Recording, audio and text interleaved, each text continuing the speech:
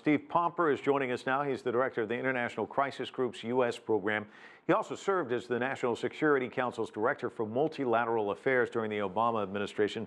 Well, he said it. We've heard it all day long. Libya model, perhaps not the two words you want to hear if you're Kim Jong Un. Perhaps the not two words you want to say if you're the National Security Advisor. So I think the North Koreans have sent that message loud and clear. And judging by the way in which Sarah Sanders engaged the comment, I think the White House received that message loud and clear. Let me ask you about this. So you worked in an administration, messaging, discipline, preparation, chaos. It just seems like the White House, this White House is more in favor of chaos. In terms of messaging, this is no different than H.R. McMaster and Tillerson. We're seeing this again. Pompeo goes over. You see Bolton saying things. There's this story that's breaking tonight about Navarro and Mnuchin having this fight in Beijing.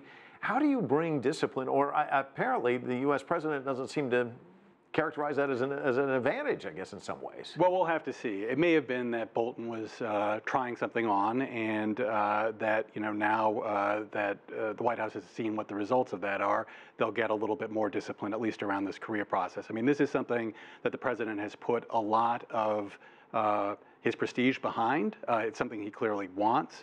Mike Pompeo was clearly the point man for this while he was at the agency.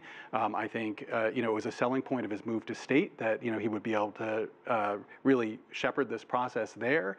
And I have to believe that if the White House really wants to make best use of this time between now and the summit, and indeed if they want that summit to happen, that they'll consolidate behind a single messenger and a single message. A couple of months ago, you were on our broadcast, you were talking about confidence building measures, and the discussion kind of turned to the prisoners, and Mike Pompeo brought the prisoners back. We've seen efforts by the DPRK, they're going to shut things down. And yet the U.S. is having this military exercise with the ROK. And as we know, during the Winter Olympics, they shut that down. I mean, they could have postponed this. Are they sending the wrong messages to Pyongyang? So look, I think there have been mixed messages from both sides here. I think, there were earlier statements from the North Koreans basically to the effect that they understood that military drills had to proceed. The South Korean force is a conscript force. There need to be annual drills in order to make sure that new recruits get up to speed.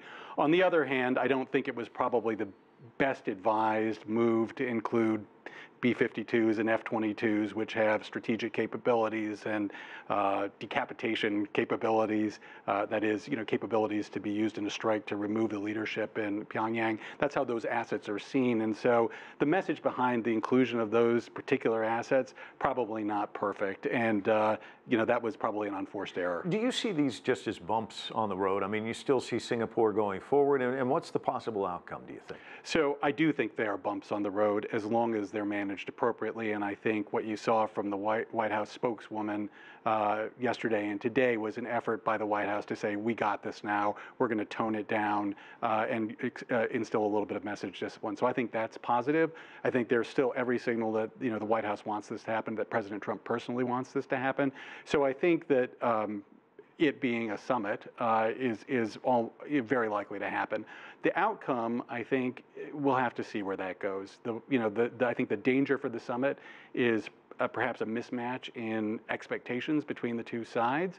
I think it would be very good if the American side came with both a very ambitious set of goalposts for itself, but also a fallback plan, so that if they really can't go quite as far as they'd like, they're able to come to agreement around something that would frame further work.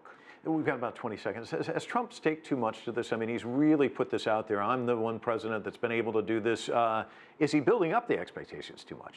Well, he did build up the expectations a fair amount. He's playing to a domestic audience, obviously. But I think it is an incredibly important issue. I think we're in a better place than we were 4 months ago, and hopefully the summit will continue that progress in the right direction. Stephen Pomper, thanks so much for coming in. Really appreciate it.